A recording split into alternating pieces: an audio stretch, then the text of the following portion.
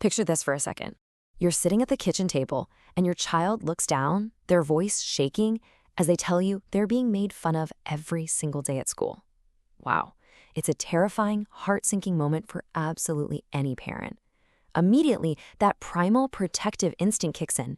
You want to shield them, but at the exact same time, you want them to be resilient. You want them to be tough enough to face the real world, right? Well, welcome to this explainer.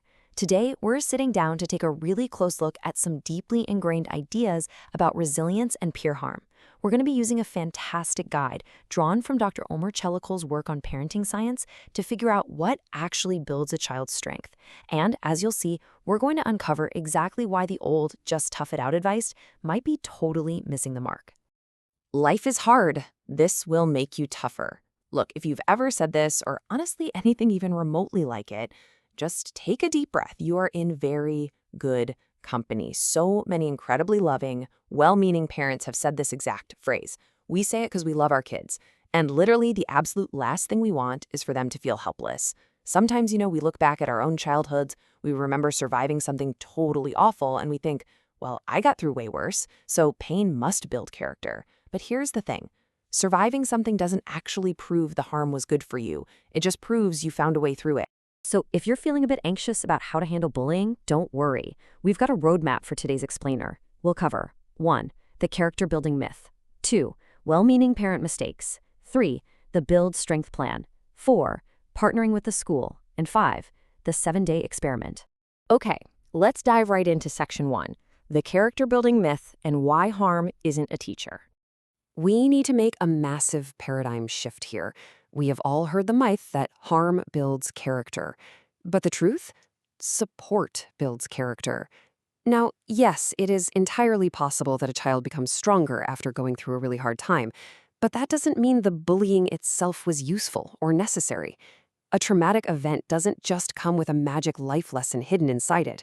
If a child grows after being bullied, that growth comes from the safety they were provided, the new skills they learned, and the caring adults who stood by them. It's the support and the practice that cause the growth, not the harm. Because without help, the only lesson a child might learn is that nobody is going to protect them. So, what does real strength actually look like?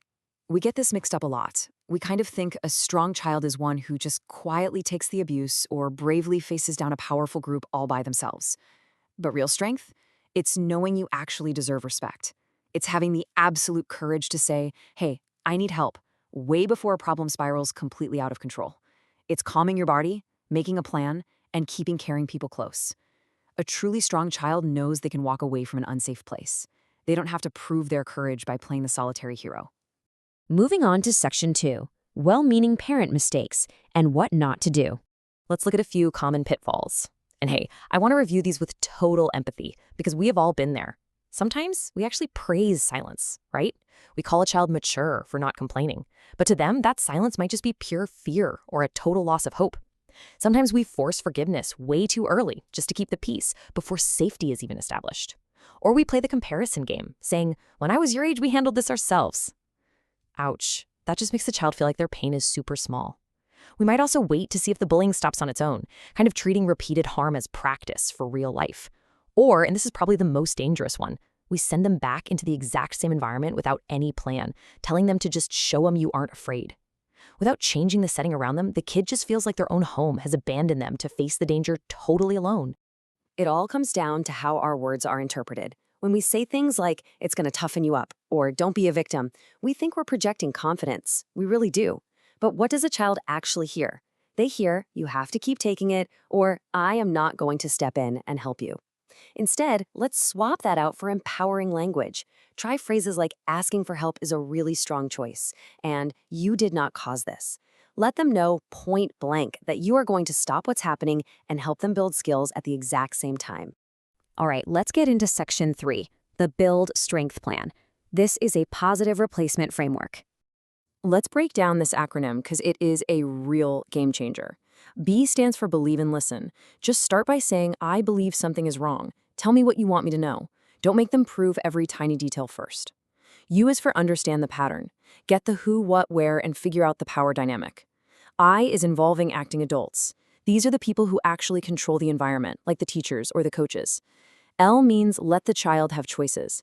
Give them 2 or 3 completely safe options, like which route to class feels safer to you, so they get a little bit of control back. And finally, D is develop skills and belonging.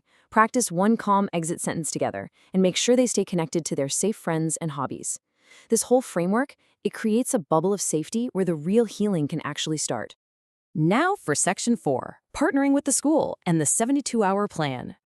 Okay, when things are super stressful, it helps so much to break down a highly emotional situation into a manageable chronological timeline. On day 1, your only job is just to listen, check their immediate safety, save any facts or screenshots, and remind them that they absolutely do not have to earn strength by taking more harm. Then, on day 2, you contact the adult at the school who can actually change the setting. And here's a pro tip. Ask what the adults will change around the child, not just what the child is supposed to do. Who is watching the hallway? What is the actual plan? Then by day 3, you want that safety plan in writing, for sure, and you need to set a clear date to review it. Which brings us to our final part, Section 5, the 7-day experiment, focusing on long-term recovery at home. For the next week following an incident, I want you to try an experiment. Try replacing that old tough it out family message with a new one. Strong means using support well. Every day, just try one of these small supported actions. Maybe Monday, you just identify and name one safe adult at school. Tuesday, practice one clear sentence to use if they get approached. Wednesday, spend some quality time with a good friend. Thursday, return to an enjoyable activity. You see the pattern? These are useful challenges. They are hard, but they're safe, and your child is fully supported while trying them. Now at night, instead of grilling your kid with 100 rapid-fire questions, did they look at you? Did you fight back? What happened? Try asking this one gentle check-in question. What helped you feel strong today? That's it. You're looking for honest reporting, calm recovery, and small signs of safe connections. Please don't turn their healing into just another stressful test they feel like they have to pass. And guys, here is an absolutely crucial point to remember. Keep normal life going. Bullying has this terrible, sneaky way of making the whole family focus on the problem 24/7. It takes over, but your child still desperately needs parts of their life that have absolutely nothing to do with being bullied.